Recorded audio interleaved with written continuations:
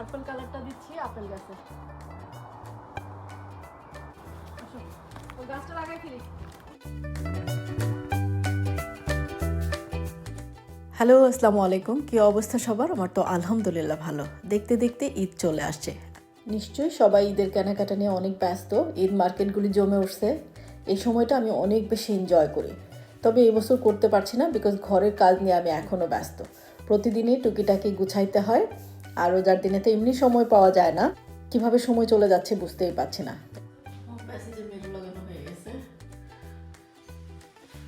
আর এখানে একটা floating shelf বা কিছু একটা কনসোল টেবিল দিব, বাট এখন তো রাশ করে দেওয়া যাবে না, ধীরে সুস্থে আর কি।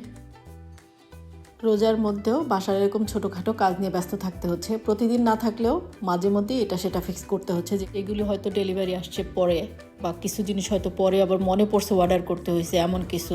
যেমন আমার এখানে একটা গ্লাস দরকার ছিল, অনেক দিন ধরে বলতেছিলাম, ফাইনালি আমার মিস্টার নিয়ে আসছে। এমন কাজ চলতেছেই। আর নিজের গোছগাছ তো আছেই, গোছগাছ মনে হয় যে শেষই হইতে চায় না। এই কারণে আসলে ভিডিও এডিট সেভাবে সুন্দর করে করতে পারছি না। পুরো সপ্তাহের একটা আপডেট নিয়ে আমি সবার সাথে ছোট্ট করে একটু শেয়ার করি। আমি জানি সবাই অধীর অপেক্ষায় বসে থাকেন আপডেটের জন্য। দ্যাটস মিনস আ লট। আমার মতো একটা ক্ষুদ্র মানুষের আপডেট বা তার বাসায় কি হইলো সেটা জানার জন্য যদি একজনও বসে থাকেন, সত্যি এটা মিনস আ লট। অনেক অনেক ভালোবাসা। ভালোবাসবেন, দোয়া করবেন অলওয়েজ। যে আমাদের জন্য দোয়া করে আল্লাহ যেন তার মনোবাসনাও পূরণ করে দেয়, অলওয়েজ আমি এটাই বলি। এখানে আমি ছোট্ট করে আমার ছেলের বেডরুমের ফার্নিচারটা আবার শেয়ার করলাম, বিকজ অনেকেই জানতে চাইছেন এটা আমি কোত্থেকে নিছি। এটা গ্রিন স্ট্রিটে ড্রিম ফার্নিচার থেকে নিছি। ডেলিভারি করতে করতে তো আমি পাগলই হয়ে যাবো।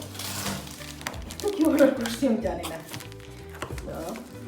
এরপর ঝটপট করে ঘরের কিছু কাজ গুছাইলাম। মিস্টারও হেল্প করতেছে, আর ওকে বললাম যে এই কি হোল্ডারটা লাগায় দাও, এটা আল্লাহু লেখা, এটা আমার মেন রোড থেকে ঢুকেই যেন আমার চোখে পড়ে, শান্তি শান্তি লাগে, এই জন্য ঠিক এখানে দেওয়া। পোর্চের মধ্যে দিছি। এখন রেডি হয়ে একটু বের হব, ঘরে টুকিটাকি জিনিস লাগবে। চলে আসছি বাসার একটু গার্ডেনিংয়ের জিনিসপত্র কেনাকাটা করতে।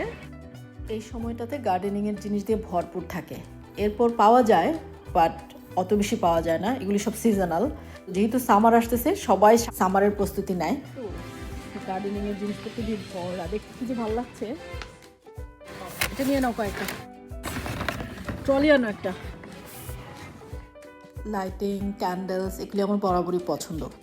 এখান থেকে অনেক শপিং হয়ে গেছে। এই শপিং আমাদের আনা নেওয়া করার জন্য 2 বার আসতে হয়েছে। যাই হোক, এখান থেকে মেইনলি একটা গাজিবো নিছি, ফ্রন্ট ডোরের জন্য 2টা গাছ নিছি, অনেক রকমের লাইটস নিছি। আর গাজিবোটা সাজানোর জন্য একটু আঁকিয়ে আসছি। গাজিবোটা যেহেতু ডেকোরেট করবো, সো ভাবলাম কীভাবে করা যায়। হ্যাঁ, আইডিয়া নিব, আজকে নিব না, বিকজ গাজিবো মনে হয় না আমি এদের আগে সেট করতে পারবো। চলে আসছি, সব কিছু রাখলাম। এখন গার্ডেনে ঝটপট করে লাইটগুলি লাগিয়ে দেন ইফতার রেডি করব।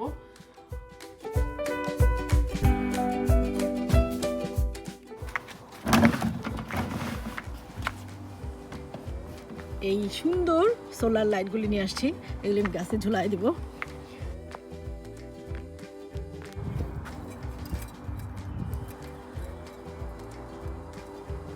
লাইট অন হয়ে যায়? হ্যাঁ, এই যে অলরেডি অন হয়ে, এটার মধ্যে ছায়া পড়ছে তো অন হয়ে গেছে।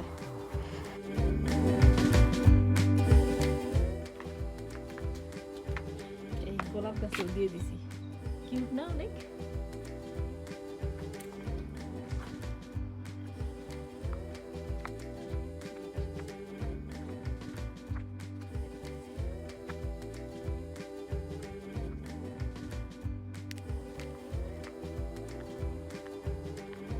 আমার ওরিও কোথায়? একটা নিয়ে আসো।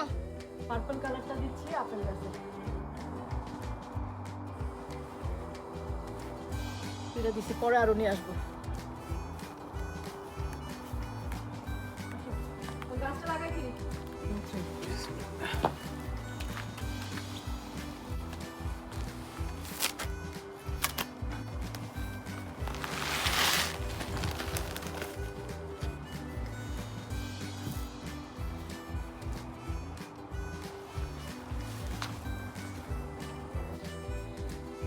কালারফুল যে গাছগুলো হয় না, ফ্রন্ট ডোরে কি গাছ দিব অনেক জল্পনা কল্পনার পর এই 2টা গাছ রেডি করছি। পরে মাইন্ড চেঞ্জ করলে হয়তো আবার চেঞ্জ করব।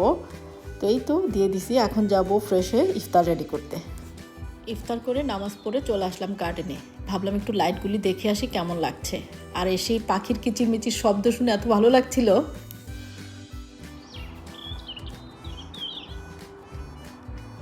তোমার দোস্ত চলে আসছে।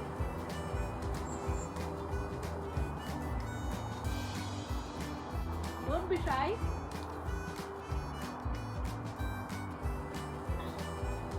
এই তো ইফতার করে নামাজ পড়ে চাটা নিয়ে গার্ডেনে চলে আসলাম।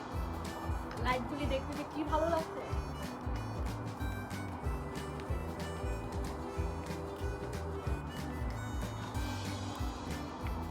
অনেকদিন পর এমন একটা স্নিগ্ধ সন্ধ্যা উপভোগ করলাম, কি যে ভালো লাগছিল।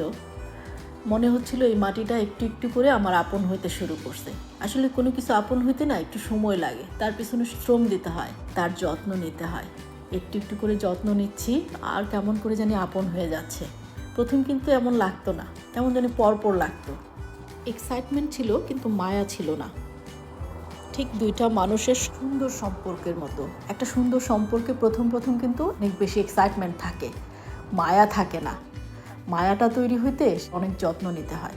যে সম্পর্কের যত বেশি যত্ন সেখানে তত মায়া, সেটার বন্ডিং তত সুন্দর। তাহলে প্রত্যেকটা সুন্দর সম্পর্ক, হালাল সম্পর্ক সুন্দর থাকুক, অটুট থাকুক, যত্নে থাকুক, এই দোয়া সবার জন্য করি। এমনি শত ব্যস্ততার মধ্যে দিনগুলি কাটছে। এরপর দুজনে মিলে নামাজ পড়তে গেল। নামাজ পড়ে আসছে পরে ওরে আমি বললাম যে এটা একটু সেট করে দাও কিচেনের। যখন আমি কোনো কিছু ওকে করতে বলি আর হাসি মুখে কাজটা শুরু করে, আমার কাছে অদ্ভুত ভালো লাগে। কাজটা যদি পারফেক্টলি নাও হয় তাও ভালো লাগে।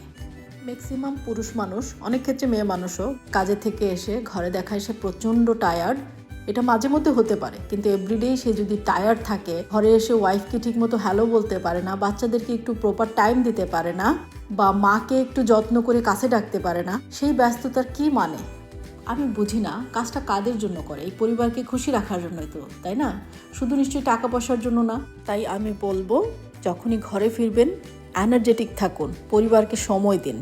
বিকজ এই সময়গুলি চলে যাচ্ছে, বারবার আসবে না। আমি ফিল করি শত ব্যস্ততার পরে যখন আমি ঘরে ফিরি, ওটা আমার রিল্যাক্সের জায়গা। ওই মানুষগুলির দেখে আমি এনার্জেটিক ফিল করব। এটার নামই ঘর।